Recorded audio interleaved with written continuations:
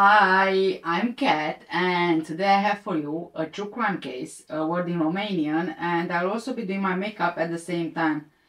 And if I think about it, this video would have been better suited for the Halloween month, but yeah, I didn't manage to get to it on time. So anyway, I'm just gonna give you a warning from the beginning. It's gruesome. It's beyond gruesome. So please don't eat.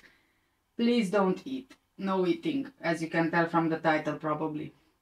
Okay, so the word in Romanian for today is Japonia. Japonia. Japonia. Well done, guys. You just said Japan. Even though Issei, also known as the Kobe cannibal, killed and consumed his friend Renee's remains in 1981, he is still at large and able to walk the streets freely. More than 40 years passed since his dream came true when he killed, dismembered, and ate his friend. The crime was committed while Issei, a native of Kobe, Japan, was studying comparative literature in Paris, France. He was taken into custody and committed to a mental health facility almost straight away. But because of a legal loophole, he was able to check himself out of a different mental hospital after his extradition in Japan, and he was still free until 2022 when he passed away.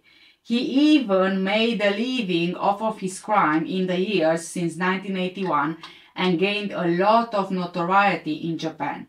In addition to writing manga novels that graphically show Renee being killed and eaten, Issei made several appearances on talk shows, and he even played the lead role in softcore porn reenactments in which he beat performers. And he never felt sorry for what he did.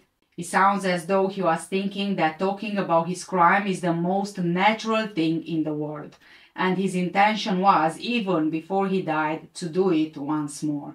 Issei Sagawa was born on 26th of April 1949 in Kobe, Japan, to wealthy parents. His father, Akira Sagawa, was a businessman working as president of Kurita Water Industries, and his grandfather had been an editor for the Asahi Shimbun.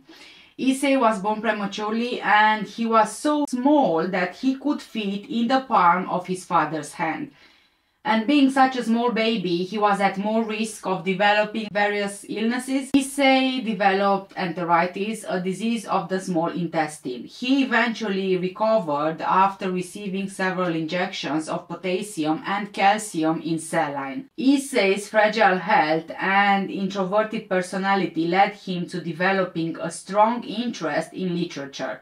Whilst in the first grade at school, he experienced his first cannibalistic desires after seeing a male's thigh. In a later interview, he said that as a youth, he committed bestiality on his dog and experienced cannibalistic desires for women. Issei had an obsession with eating human flesh and cannibalistic urges for as long as he could remember. He warmly recalled his uncle's monster costume and how he and his brother were placed inside a stew pot to be eaten. Hansel and Gretel was, of course, his favorite fairy tale. He actively looked for stories about humans being eaten. In the first grade, he even remembered thinking, that looks delicious, when he saw the thighs of his classmates. Issei attended Wako University, and he completed a master's degree in English literature at Kwansei Gakuin University. When he was 24 years old, while attending the Wako University in Tokyo, Issei followed a tall German woman home. He then broke into her apartment while she was asleep. His intention was to cannibalize her by slicing off part of her buttocks and sneaking away with a small part of her flesh, but the victim actually woke up, fought him back, and pushed him to the ground. I'm assuming that he was reported, Issei was captured by the police and he was charged with attempted rape, but he didn't confess his true intentions to authorities. So the charges for the attempted rape were dropped when his father paid a settlement to the victim. He got into therapy, but I'm not sure that he actually told the therapist about his cannibalistic issues. He would later say that if he would have received treatment back then, as in the proper treatment for cannibalism, he would probably not have committed murder later on. In 1977, aged 28, Issei moved to France to pursue a PhD in literature at the Sorbonne in Paris. He later said that while residing in Paris, almost every night I would bring a prostitute home and then try to shoot them, but for some reason my fingers froze up and I couldn't pull the trigger. Issei links his cannibalistic fantasies to what most people would consider sexual desire, blaming the media's portrayal of Western women like Grace Kelly for igniting them. Issei also saw himself as ugly, short, weak, and not a proper man or a handsome one, so he didn't believe that a woman would want him as part of a healthy relationship. Issei's dream wasn't to actually have sex with these gorgeous women like other people did, but he actually dreamt of devouring them. Issei said that nobody who doesn't share his exact cravings can comprehend or explain the reasons behind his cannibalistic tendencies. He declared, "It's just a fetish. To me, eating is just an extension of that. For instance, if a normal man had a crush on a girl, he would naturally want to see her as much as possible, be close to her, smell her, and kiss her. To be really honest, I find it incomprehensible that not everyone has the desire to consume or eat other people." But Issei insisted that he was just gnawing on their flesh and never considered killing them. He wrote in his best-selling book, In the Fog, that he was always short and skinny with legs that looked like pencils. And he believed that his height of just under 5 feet made him too ugly to draw the kind of close physical contact that would have curbed his urges. When he was 15 years old, Issei tried to see a psychiatrist about his urges, but he retreated even deeper into his solitary mental state after he discovered that this treatment was ineffective. Then, in 1981, after 32 years of suppressing his desires, he finally acted on them. After relocating to Paris, Issei claimed that once there, his cannibalistic impulses took control.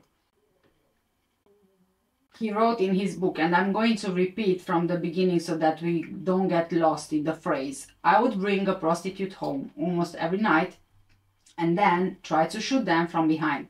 It shifted from being a desire to devour them to an obsession with the notion that I had to fulfill this ritual of killing a girl at all costs. And he sadly made his desire a dream come true. After a while of being in Paris, he located his ideal victim. René Hartveld was a Dutch student at the Sorbonne, the same university that Issei attended, who studied under him. They soon became friends, and Issei would sometimes invite her to supper at his house. He was eventually able to win her trust. Before actually murdering her, he made one failed attempt to kill her.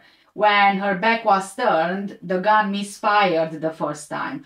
Despite the fact that, most people would see this as a sign to give up, Issei was only led further down his rabbit hole by this. He remarked, "It made me even more hysterical, and I knew that I had to kill her."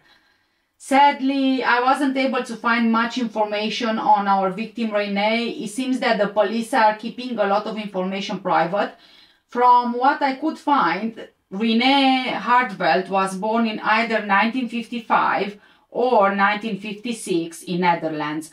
According to memories shared online by different people who knew her, René loved to read poetry. She was a very open person, friendly and straightforward. So it's no surprise that René decided to travel to Paris and study French literature at the Sorbonne, the same university Issei went to.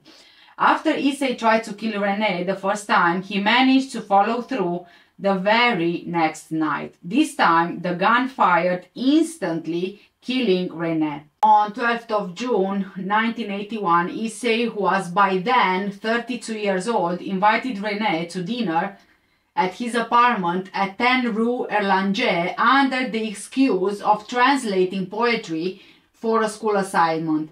Although I've read from other sources that he wanted her to do a voiceover reading poetry, I'm not exactly sure which one it is. Issei planned to kill and eat René, having selected her for her health and beauty, characteristics that he felt he lacked.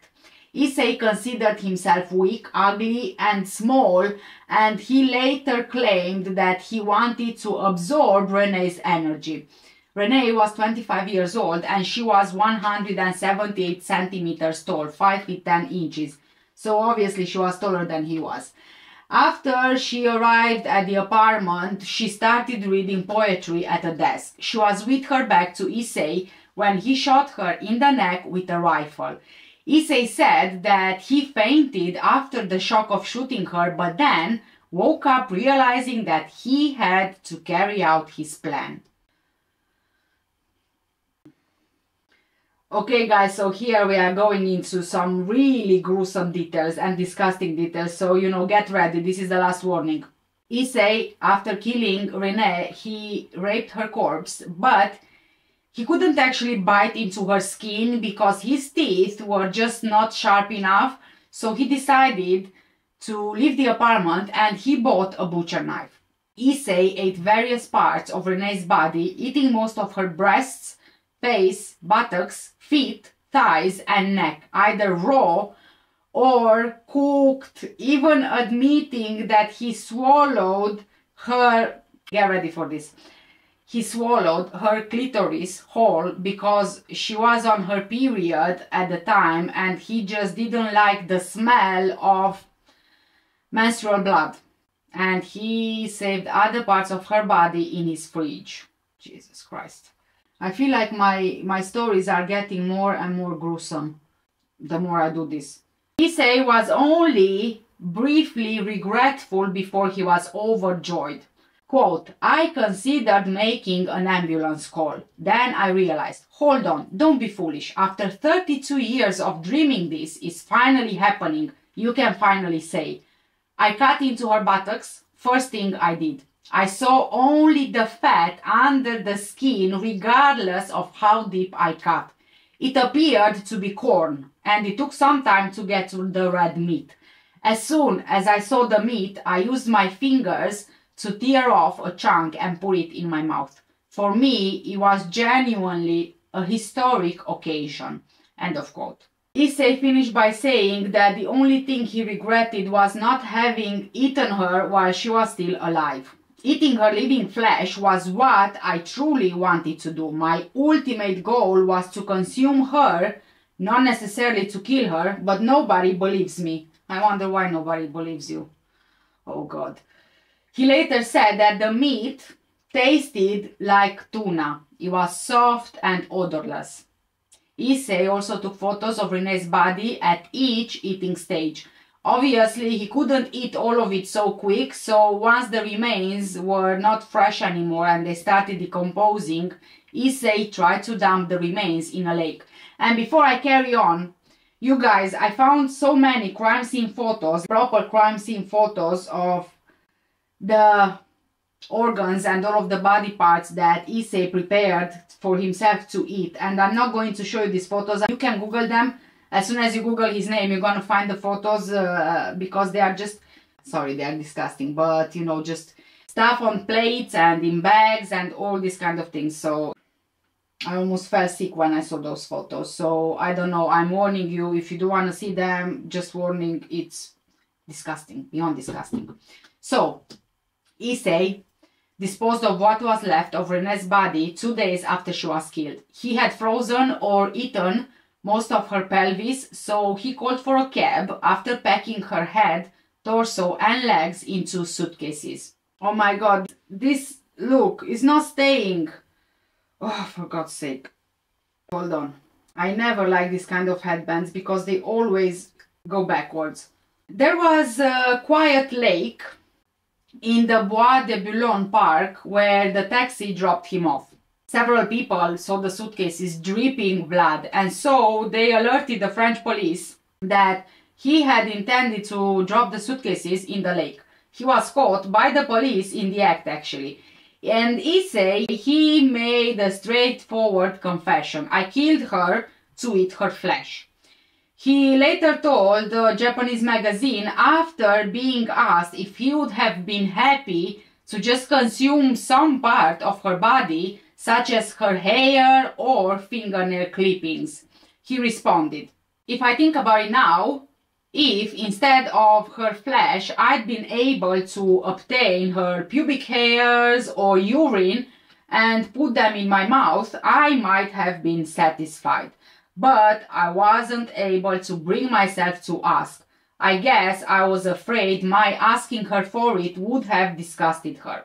In a French prison, Issei awaited his trial for 2 years. Issei's wealthy father provided a lawyer for his defense. When the time came for his trial, French judge Jean-Louis Bourguet dropped the charges against him and ruled that he was legally insane, ordering for him to be kept in a mental health facility indefinitely.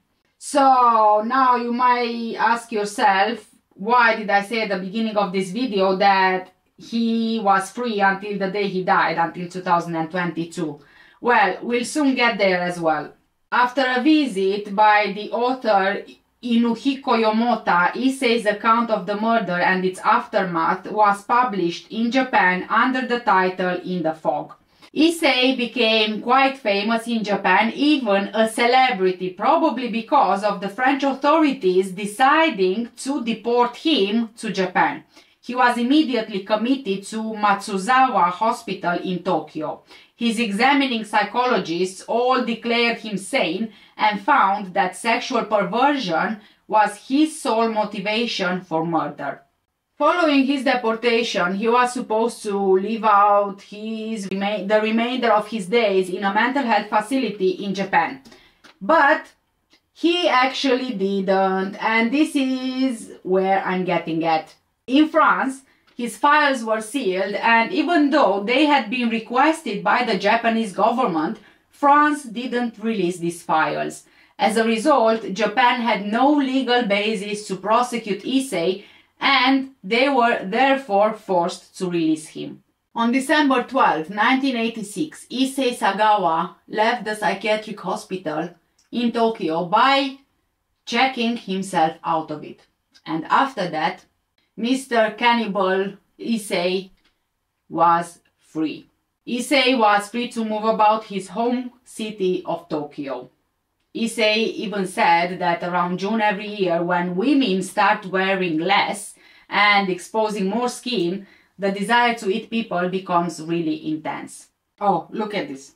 While I was heading to the train station just now, I noticed a girl who had a really nice behind. Such images make me want to devour someone else before I pass away.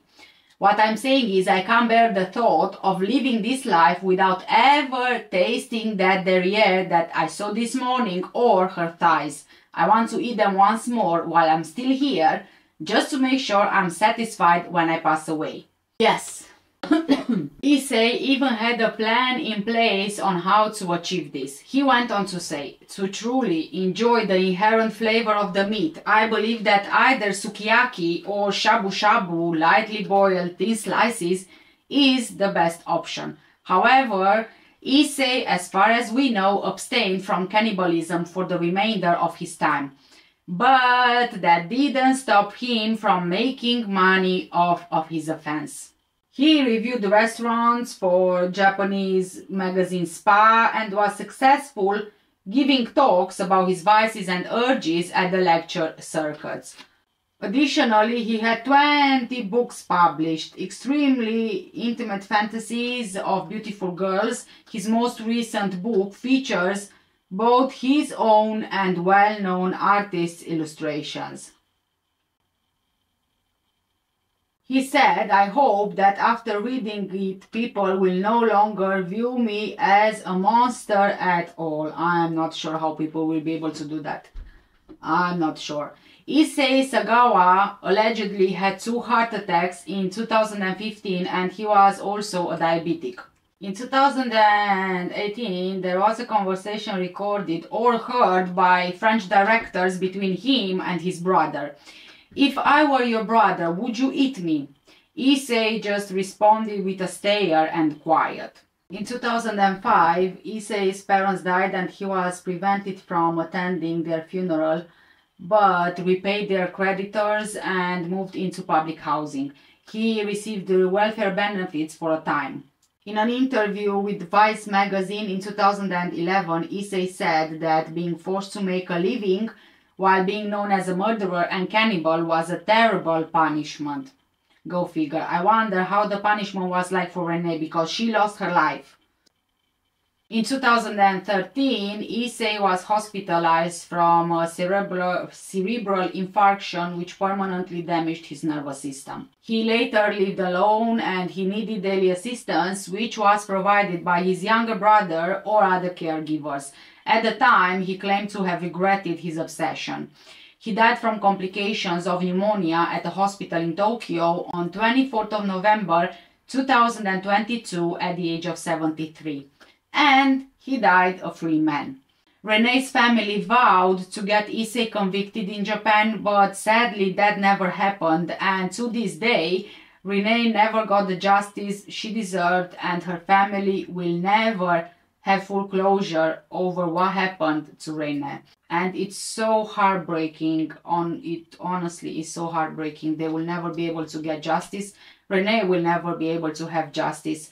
And I have this thought after doing this case, and after Issei saying that before he dies he wants to do it yet again, at least once, so he's sure that, you know, before he dies he does it again, at least once again. So I'm wondering, is it possible that he actually did it yet he wasn't found?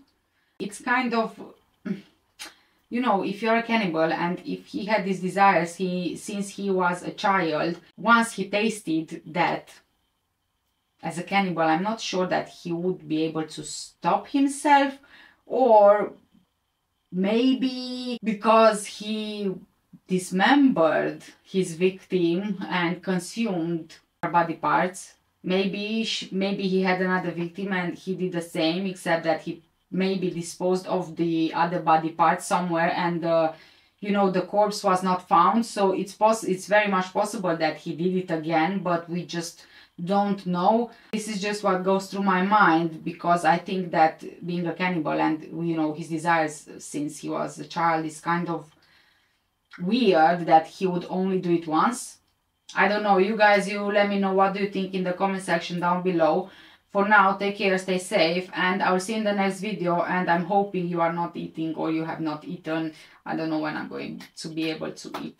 And just a warning again at the end, if you want to Google and see those crime scene photos, including the rest of the body, you can. Everything is there on Google. You just need to Google his name. But I wouldn't recommend you doing that, because they are just really disgusting and really gruesome. Anyway, thanks guys. Bye.